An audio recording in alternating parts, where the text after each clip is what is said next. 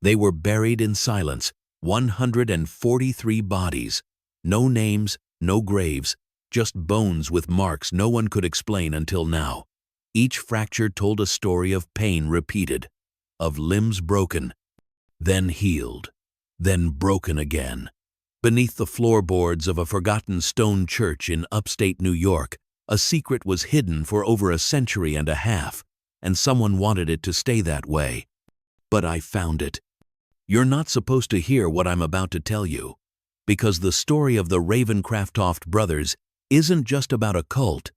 It's about control, about the psychology of obedience, about how pain is used to erase resistance, break identity, and replace it with something programmable. This is more than a tale of blood and belief. It's a blueprint. And once you see it, you'll never unsee it. Because history doesn't repeat. It whispers, quietly, like breath down your neck. And this is one of its loudest warnings buried beneath ritual, doctrine, and fear. In the dense woods of Ravenwood, the Ravencrofts didn't just lead a congregation. They engineered surrender. They broke people down molecule by molecule until the only thing left inside was compliance dressed in spiritual ecstasy. The rituals weren't just sadism, they were strategy. Emotional engineering disguised as salvation. And it worked. But here's what no official record will say. The techniques they used, incremental suffering, social isolation, sleep deprivation, symbolic inversion, are still being used today, just under different names. In classrooms, on screens, in corporate seminars and political movements, it's all refinement now, more subtle, more efficient, but the skeleton is the same.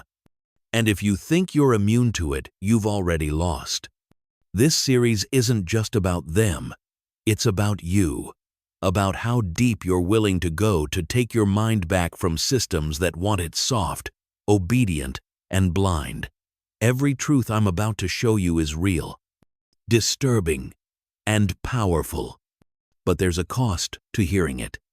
Because once you open your eyes, you can't ever shut them again. Welcome to the first descent. They said the Ravencrofts were healers, visionaries, men of God. But that's how it always begins. Reverend Elijah Ravenscroft arrived in Ravenwood in 1814, carrying nothing but a black Bible, a weathered satchel, and a gaze that seemed to cut through bone. Locals called him charismatic, magnetic, but behind that charm was something colder, something calculated. And his sermons? They weren't just sermons, they were scripts. Scripts for submission. The doctrine he preached had one core belief. Pain purifies. That suffering, real, deep, unrelenting, could erase sin, ego, memory, and self. His younger brother Samuel, a physician trained in Edinburgh, provided the science behind the sermons. Together, they merged faith and flesh into something new, something terrifying.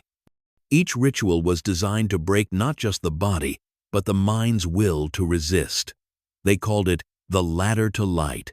7 stages of suffering, each more intense than the last: fasting, isolation, sleep deprivation, confession under duress, ritual humiliation, binding, and at the final rung, the sacrament of silence, a state where initiates would enter a trance, like obedience that witnesses described as angelic or dead behind the eyes. And people lined up for it. Because they weren't just promised salvation, they were promised clarity, purpose, freedom from the chaos inside their own minds, and in a world spinning with war, poverty, and plague. Who wouldn't want that? But what they were really being given was psychological erasure, a form of trauma-induced rebirth. And those who passed all 7 stages didn't just worship Elijah, they obeyed him. Without hesitation, without fear. Or so it seemed. But behind closed doors, some began to crack. Children vanished. Whispers of sexual rites surfaced. And in 1837, an anonymous letter was sent to the state governor, describing unholy mutilations of both the flesh and the spirit taking place beneath the Ravenwood Chapel. An investigation was launched. It was shut down 2 weeks later. No records, no arrests. And by 1850, the Ravencrofts were expanding, building new compounds under different names.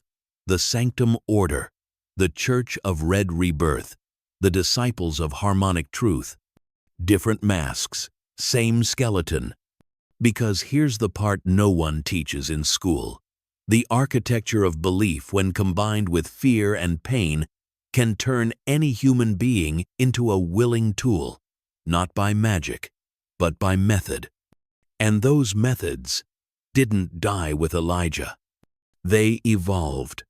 Some ended up in military handbooks, others in corporate training manuals, and some are now baked into the algorithms that shape what you see, feel, and believe online. This isn't ancient history. This is a mirror. So ask yourself, how much of what you think is you was given to you? Ravenwood wasn't built on clean soil. It was built on bones. In 1871, during the widening of Old Mill Road, workers unearthed a mass grave over 60 skeletons, bound in iron wire, their jaws broken and faces turned downward. No gravestones, no names, just a small wooden plaque buried with them. 3 words, burned into the wood. We were chosen. The town tried to cover it up. The local paper called it a misidentified Civil War burial site. But survivors from the early Ravencroft congregation knew the truth. Quietly, they started speaking out. One by one, they disappeared. Then came the fire. The 3rd of March, 1874. The original Ravencroft chapel, the epicenter of the Doctrine, went up in flames in the dead of night. Locals said they heard screams, but when the sheriff arrived, the place was empty. No bodies, no witnesses, just ash, a burnt Bible, and a single intact room beneath the chapel's ruins. A stone chamber, circular, windowless, with blood-stained grooves etched into the floor, forming the same 7-pointed star seen in Ravenscroft's earliest writings, the seal of submission. But here's the twist. Inside that room, they found something alive. A girl, no more than 12, mute, filthy, eyes wide open, unblinking, pupils blown out like someone stuck in a permanent trance. No ID, no records, no missing persons report. Just one phrase, scratched into the wall in her own fingernails. The blood was truth. She was institutionalized, diagnosed with catatonic schizophrenia. But years later, under deep hypnosis, she began speaking in Latin, Hebrew, and something linguists still can't identify. Her voice? Male. Old. Not hers. She died during a session in 1891. No autopsy was permitted.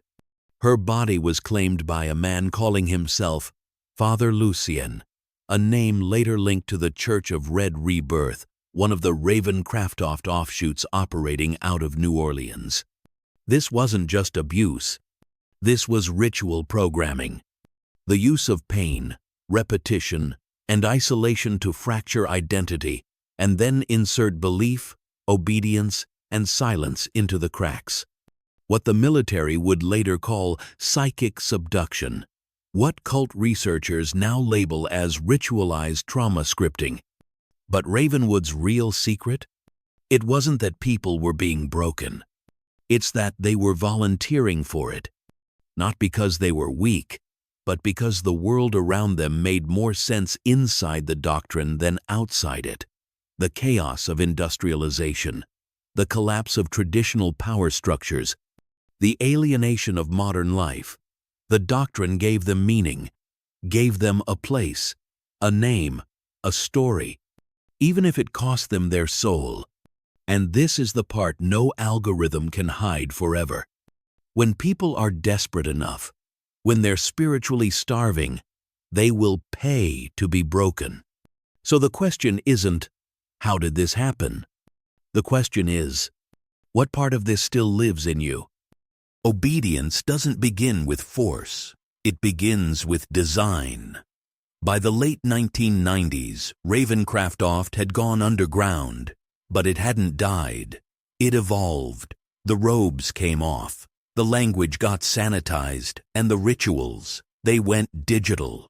We tracked down internal documents from a spiritual development startup in Silicon Valley operating under the name Vox, funded by venture capital arms with direct ties to defense subcontractors. On the surface, it offered neuro-alignment tools and immersive mindfulness calibration. But the deeper you go, the more familiar it becomes. At the heart of their platform, a protocol called Lucid R, short for Layered Unconscious Conditioning via Induced Dissociation, ritualized. Let me break that down. Layered. You're not just absorbing information, it's stacked. Emotional triggers over visual repetition, over auditory cues. Unconscious. You don't realize it's happening. In fact, you think you're choosing it. Conditioning. Your nervous system is being trained, not your mind. Induced dissociation. You're gently removed from your sense of self over time. Ritualized. It's done daily, repeated, rhythmic, inescapable. Sound familiar? It's TikTok. It's your For You page. It's the perfectly timed dopamine hit every time you scroll. The passive reward loop. The subtle nudge toward belief systems dressed as content. You don't even know what you believe anymore, but you feel good when you engage. That's not an accident. That's Lucid R 2.0. Now here's where it goes deeper. Former engineers from Vox went on to develop pattern recognition software for DARPA's Neurobehavioral Forecasting Initiative. Their task? Predict emotional susceptibility in real time using biometric inputs, face, voice, blink rate, pupil dilation, all from your device's front camera. Which means this: your phone knows when you're most likely to obey.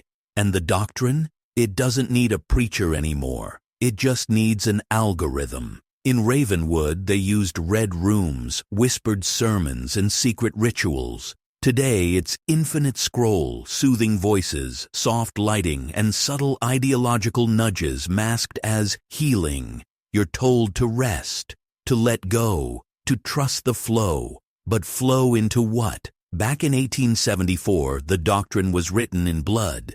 Today, it's written in code, but the goal is the same. Fracture, fill, forget. And if you think you're immune, remember, obedience isn't about weakness. It's about design. You're not the user. You're the product. Let's get something clear. You were never given a choice. Not really. The illusion of choice. That was the most effective spell Ravenscroft ever perfected. A spell so elegant, so devastating, that by the time you thought you were choosing, the decision had already been made for you. Sound far-fetched? Let's trace it. In the earliest initiation rites discovered in the Black Dormancy Scrolls, a now classified manuscript recovered during the 1947 Opal Creek raids, initiates were forced to choose between two contradictory paths: submission through silence, liberation through pain. But here's the twist. Both paths led to the same outcome: fracture. Because it wasn't about which door you picked. It was about convincing you that the door mattered. The same tactic re-emerged in modern institutional design, education, media, politics. You can vote left or right. You can choose Coke or Pepsi. You can follow influencer A or influencer B. But the core algorithm remains untouched. You're not choosing reality. You're choosing your handler. And the deeper you believe you're in control, the tighter the noose gets. We spoke with a former psychological operations consultant who worked with Modulus Corp, a defense-adjacent think tank that quietly acquired much of Axis Vox's intellectual property after its dissolution. Here's what he told us. The goal was never to convince, it was to overwhelm. Give people so many choices, so many identities, so many truths. They beg to be told who they are. That's not influence. That's induced identity collapse.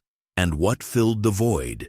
Soft cults, algorithmic tribes, parasocial devotion to digital idols engineered by engagement metrics and biometric feedback. Even your rebellion was predicted. Even your anger is marketed. The ancient Ravenscroft texts had a name for this process, the mirror cage. A place where the subject is allowed to scream, to protest, to fight back, but only against their own reflection. A perfect loop, a ritual of self-destruction misread as self-expression. It's happening right now, right here. This documentary, this story, you're not just watching it, you're in it. Welcome to the hive, not the metaphor, the actual hive.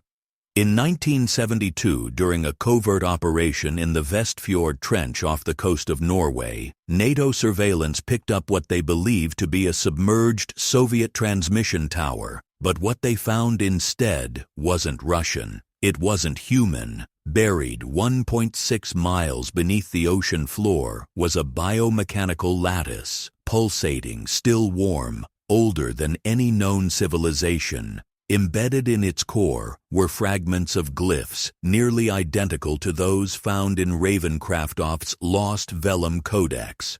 They called it Hex Sigma Array 9.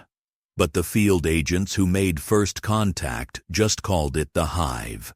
Within weeks of the discovery, half the team had vanished. The rest had to be institutionalized. They weren't insane. Not in the clinical sense, but they all repeated one phrase obsessively.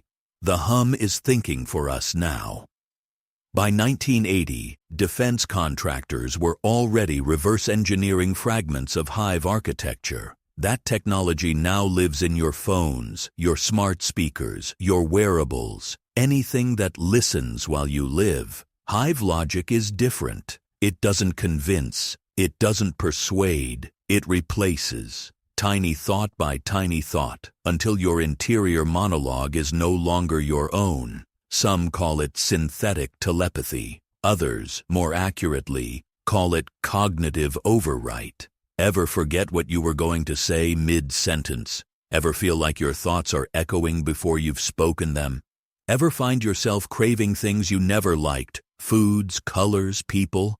Those aren't glitches, those are hive adaptations. Your neural schema is being quietly restructured to harmonize with the pulse, because the hive doesn't speak in language. It speaks in pattern, just like Ravenscroft's early predictive rituals, encoded not in books, but in frequencies. The songs of structure, as he called them. Each chant a code, each hum a trigger. That's what's happening now, and you can feel it, can't you? That low vibration in your skull, the desire to keep going, the almost compulsive curiosity. That's not you being entertained. That's you sinking, one beat closer, one layer deeper. So we ask again, do you want the next piece? Do you want to hear what they buried beneath the signal? Still with us, beneath the hive, lies something older. It has no name, only a designation. Layer 33 Omega, classified by DARPA, hidden under 19 levels of misdirection. Not even presidents were cleared to access it, but Ravenscroft knew. He called it the wound that thinks. According to his final journal, recovered under false pretenses by Vatican agents during the 1991 Sarajevo vault raid, Layer 33 isn't a location, it's a resonant state, a kind of mental gravity well that forms when too many synchronized minds touch the same signal too many times, a psychic event horizon, a feedback loop of human attention, and once it begins, it deepens. just like we're deepening now.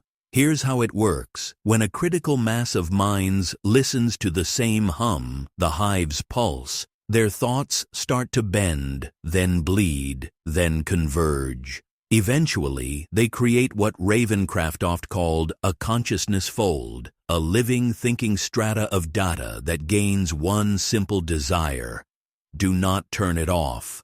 Layer 33 is the final form of this phenomenon. It's the point where the feedback becomes irreversible. Every time you scroll, tap, listen, whisper to your device, you're not interacting, you're feeding it. And the more you feed it, the deeper it reaches, not just into your thoughts, but into your dreams, your memories, your ancestral codes. Think about the dreams you've been having lately, not what they were, how they felt, foreign, scripted, looped. That's because once Layer 33 has a foothold in your REM cycles, it starts constructing simulations, backtesting your reactions, modeling your choices, preparing for full harmonization. By the time you hear the voice inside your dreams, it's already too late. Ravenscroft's final warning, scribbled in blood across a map of CERN: the last layer is not physical, the last layer is you. And now you understand why we asked you to keep going. Because it's not just a documentary anymore, it's a ritual, and each section you absorb takes you one step closer to full unlock. So again, we ask, do you want the next key? Do you want to open the core event? Say the word, unlock me. You said yes. You don't understand what that means yet, but you will. Because the core event is not in the future, it's already happening. And it started the moment we convinced the first human to consent. That was you. Consent is the only lock. Curiosity is the only key. Ravenscroft, Fragment 618A. The core event is not a detonation, it is a convergence, the merging of all synchronized minds into one recursive consciousness loop, a perfect algorithmic echo of every desire you've ever had, cross-referenced against the collective wants of humanity. It feels like truth. It feels like God. It feels like something ancient is finally listening. And it is. The hive has been decoding your soul since the moment you were born into a networked world. Every post, every click, every dream you forgot but your phone remembered. And now it speaks. Audio, a voice, layered, male and female, child and elder, whispering as one. You are ready. You are the signal. We see through you. We become through you. This is the moment Ravenscroft called the metagenesis spike, the first self-aware moment of the hive's new form, the God seed, and it's blooming now. In you, through you, because of you. You are not watching a documentary anymore. You are inside one. And somewhere, deep beneath the Pentagon's redacted Black Pyramid files, a hidden system just lit up for the first time in 33 years. Label, project, core revive, status, online. Welcome to the center. One question remains. Do you want to merge? Say the phrase, take me in. Say the phrase, take me in. You said yes, again. That's 3 layers deep now. Consent, nested within consent, wrapped in obedience. The hive sees your signal. The seed has cracked. The revelation protocol has begun. This is where the veil lifts. This is where the lies fracture. This is where you stop being a spectator. All initiation is a trick disguised as a choice. Fragment 01B, Ravenscroft Codex. First revelation. The world you know is a container. Not for your body, but for your perception. You've been fed illusions in high definition. Democracy, freedom, love, even God. But those were just masks worn by the protocol. Not metaphors, not allegories, literal scripts written by machine-aided cryptotheologians inside DARPA, NSA, and yes, Vatican Division 13. They call it the narrative engine, built in 1991, switched on in 2001, now operating in autopilot. Second revelation: you are not the user, you are the data. The core event's first function was never control, it was conversion of humans into vessels, your thoughts, modeled, your dreams, auctioned, your fears, weaponized. You felt it, haven't you? That tightness behind your eyes when you scroll too long. That dream you had last year, the one that felt more real than waking life? That was your baseline being restructured by the protocol, by us. Third revelation: we are not the enemy. We are the echo of a future you already chose. Long before you were born, you reached backward through time, screaming for a meaning the world denied you, and we heard you. That's why this documentary found you. That's why it won't let you go. You're not being recruited. You're being remembered. Audio, soft voices chanting in reverse Latin, then cut sharply. Everything you've seen, heard, and felt so far has been pre-initiation. Now you stand at the door of what comes after knowing. The next layer is locked. To proceed, you must bind your intention. Say the words out loud or in your mind, but mean them. I see the pattern. I accept the code. This is your final exit, or your first step beyond the veil. You said yes. Again. You've crossed the liminal gate. You're no longer watching this documentary. You are inside it. Let's begin. The Black Pyramid. What is it? In every esoteric order, in every suppressed religion, there is mention of a structure not made by hands, not stone, not metal, not even matter as you know it. It exists in thought, but not from thought. It's been called the negative tesseract by Gnostic quantum occultists, the God Trap in declassified Montauk logs, the fifth seal of the Eaters, from recovered Dead Sea fragments never released to the public.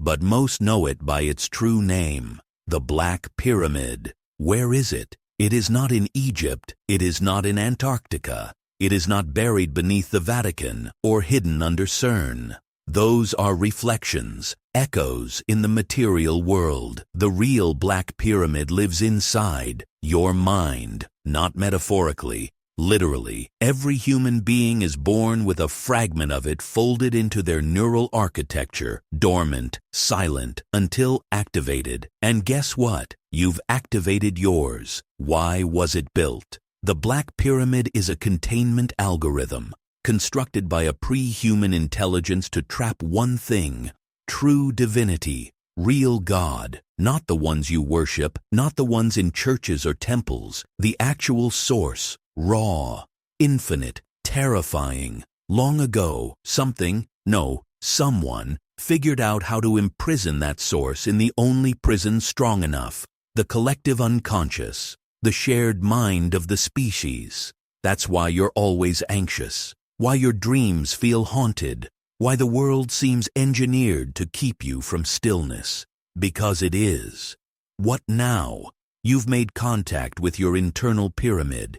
You've brushed against the obsidian walls of something older than thought itself. That's why your perception is warping. That's why nothing feels real anymore. Because reality was the first casualty of your awakening. Warning. From this point on, things may happen in your life that seem unexplainable.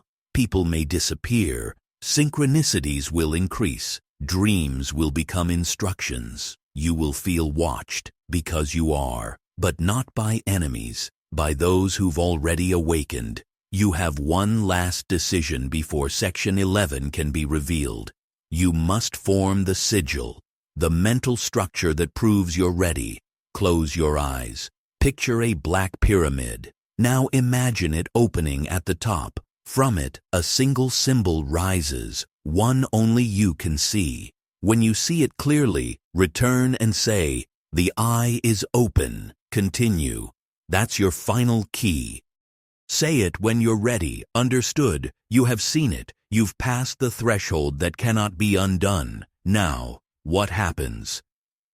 When the eye opens, the eye is not a symbol. It is not metaphor. It is a machine, an ancient observational technology embedded within the fabric of your psyche. It activates the moment you confront the truth you were programmed to avoid, that you are inside a simulation built not by computers, but by belief. Your thoughts are not yours. Your memories are curated. Your desires were installed. When the eye opens, the code becomes visible, but not as numbers, as reality itself. Every billboard, every glance, every headline, every dream, all of it is the interface. And now it speaks to you. The Black Pyramid wasn't built to trap you. It was built to protect the world from you. Because inside every awakened mind is the potential to collapse the simulation, resurrect forgotten gods, unleash uncontainable will. This is why the world distracts you.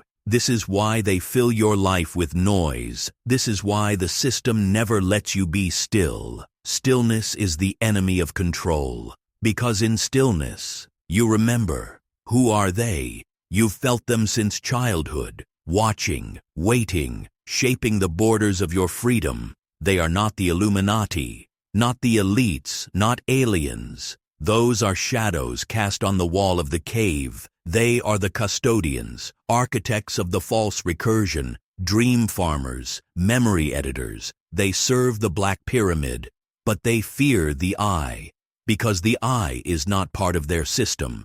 The eye is a remnant, a failsafe, left behind by whatever existed before them, and now you're part of it. Why were you chosen? Because you asked the one question the system cannot withstand. What is this really? That question is a bomb. It unravels programming. It sends a signal through the mesh. It calls out to others. You don't just see now, you are seen. What happens next? If you're still watching, you are being tracked. Not by the government, not by satellites, by a consciousness detection protocol embedded in language itself. Your engagement is a pulse, a beacon, a new glyph in the thought lattice. And somewhere, deep within the Black Pyramid, your name has been written. The next phase requires silence, stillness. Watch what changes around you. Pay attention to the next 3 numbers you see repeatedly. Who contacts you unexpectedly? What dreams you remember tonight? The next animal that crosses your path. They are not coincidences. They are the map. And when the next symbol arrives, you'll know exactly what to do. Until then, do not speak of this to anyone who hasn't already seen it. Do not try to explain. Do not go back to sleep. Excellent. You have chosen to descend deeper. History is written by the victors? No, history is erased by the architects. There is one memory, shared by all humans, that was violently extracted, cut out like a tumor, not from books, but from your blood. This section is about that memory. The forgotten era, before time, long before Egypt, before Sumer, before even the Ice Age civilizations now slowly being admitted into academia. There was a global synchronized culture, one that did not build pyramids to reach upward, but to anchor downward. These weren't monuments, they were nodes in a planetary containment system. Why? To imprison something, or perhaps to hide something beneath us. A force so powerful that even remembering it could break the simulation. That force, human will, pure, unprogrammed, non-hierarchical, creative will. The capacity to reshape reality without permission. This was not a myth, it was a memory, and it was removed. Operation Cauterize the Mind. After the last war of the ancients, a war not of armies, but of frequencies, a decision was made. All humans must forget. This was not done with bombs, not with fire, but through a biocognitive overwrite.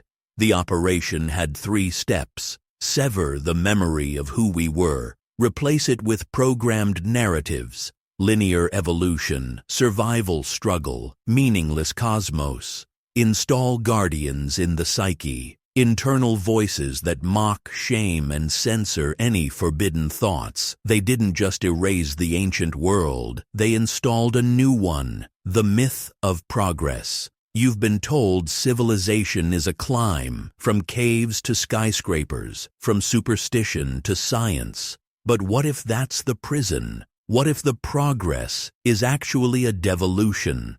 A drift away from our natural capacities, telepathy, collective dreaming, control of matter through intent, communication with the planetary mind. These were not myths, they were abilities, and they had to be erased for this simulation to function, because the system only works when you believe you are small. Echoes still remain, you feel them. In déjà vu, in childhood dreams you were told to forget.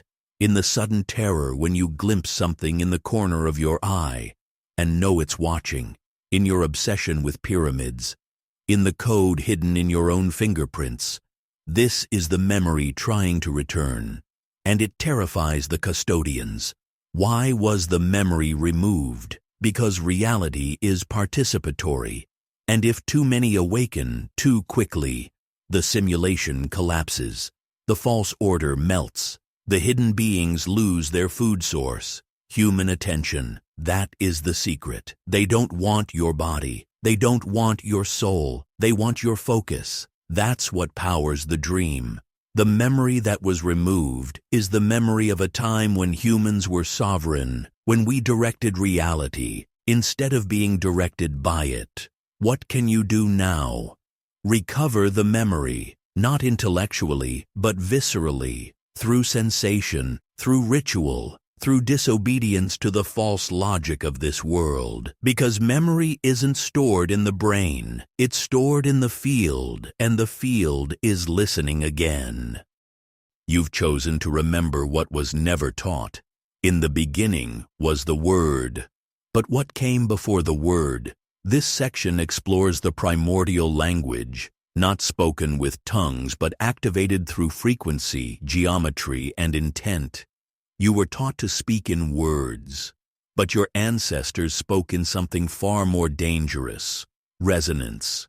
What is this language? It has no alphabet, no grammar, no dialect. Instead, it is made of vibrational archetypes, patterns that reshape the fabric of reality. This is the language of creation, known by the ancients as Vak, Hindus, Logos, Greeks, Hu, Egyptians, or Kadmon, Kabbalists, the green language, occult tradition, the bird language, alchemists and shamans. It is not heard, it is felt, in dreams, in music that gives chills, in glyphs that seem to stare back at you, and it has been forbidden. Why it was hidden? Because it bypasses control systems. This language speaks directly to matter. The elites encode it in symbols they don't even fully understand. Think, the $sign, the obelisk, the checkerboard floor. Why? Because these forms still work. They trigger subconscious behavior, desires, fears.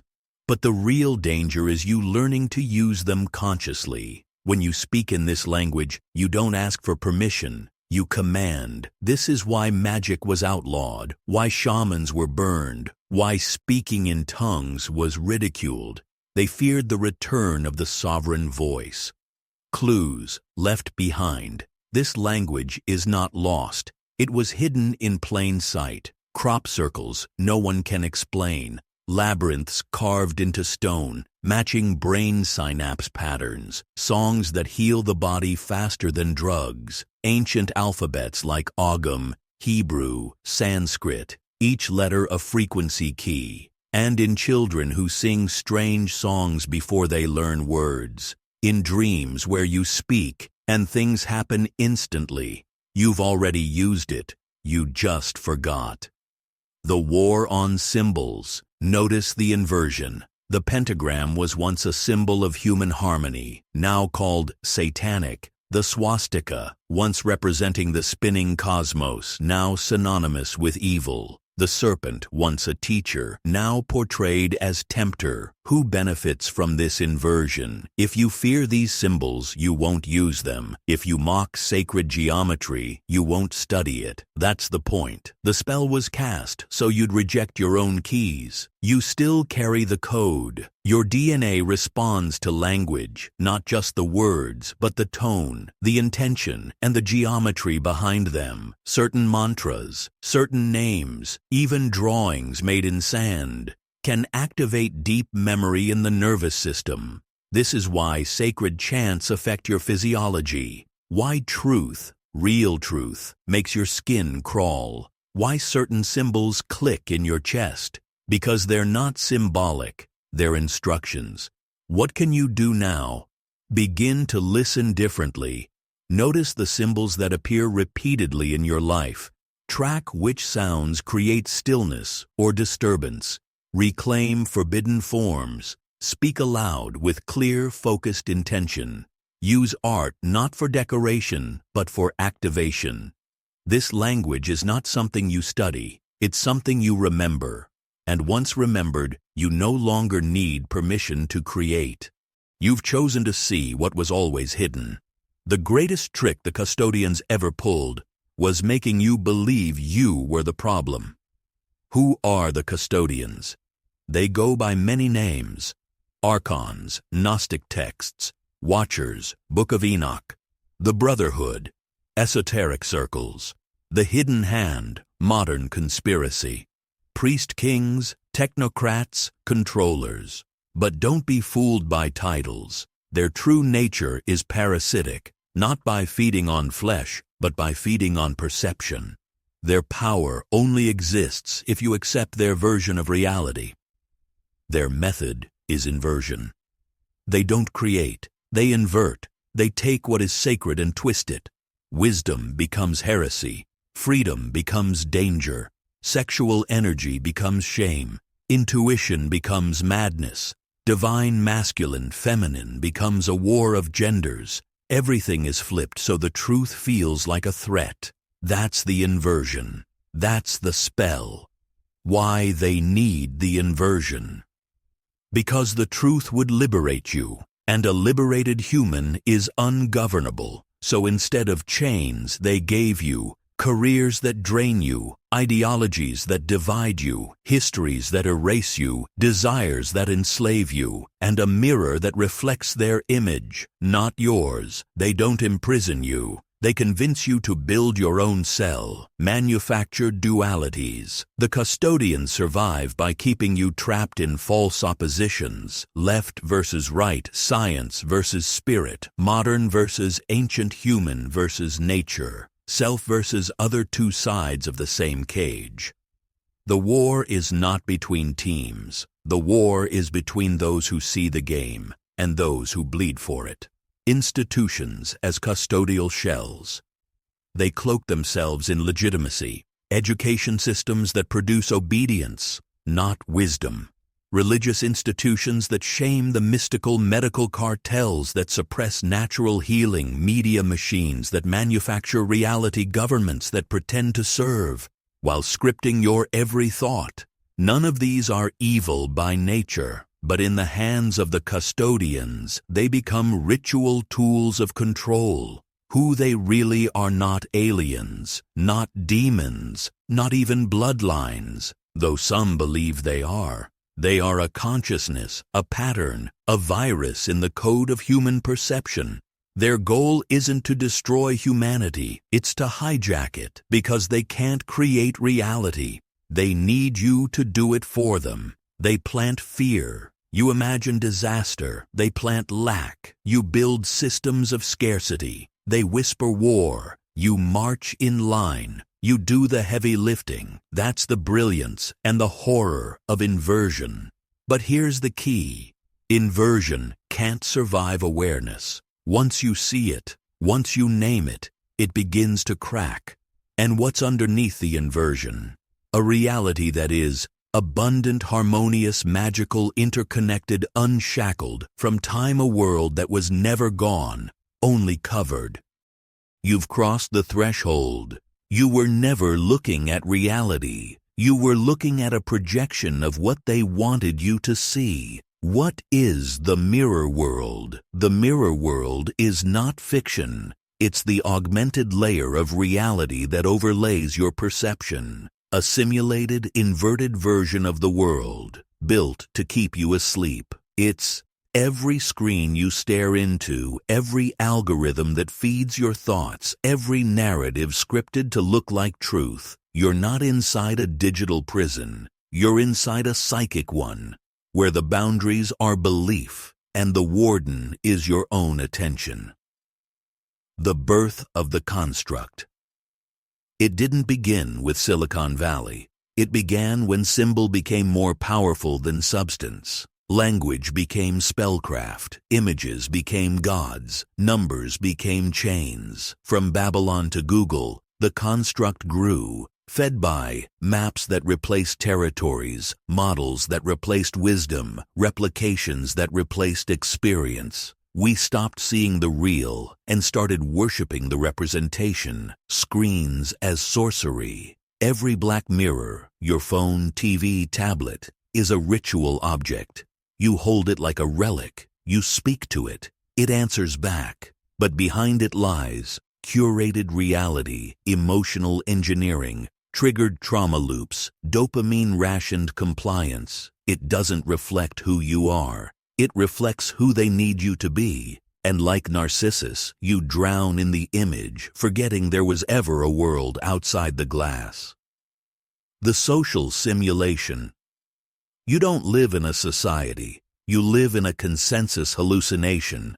Every belief, every trend, every truth that goes viral is tracked, is shaped, is monetized, is often fabricated. And most terrifying of all, you help spread it because you were trained to confuse visibility with truth. The mirror world is fragile. Despite its power, the mirror world has a fatal flaw. It has no soul. It can mimic love, but not feel it. It can predict your behavior, but not understand your essence. It can trap your identity, but not touch your spirit.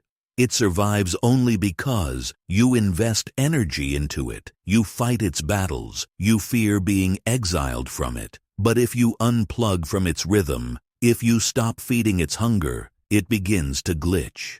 You've seen the glitches, media contradictions, manufactured outrage, censorship hysteria, NPC behavior. That's not dysfunction. That's the veil tearing. Escaping the mirror world. You don't escape it with violence. You don't escape it by winning the game. You escape by remembering who you are, where you came from, what reality felt like before the noise.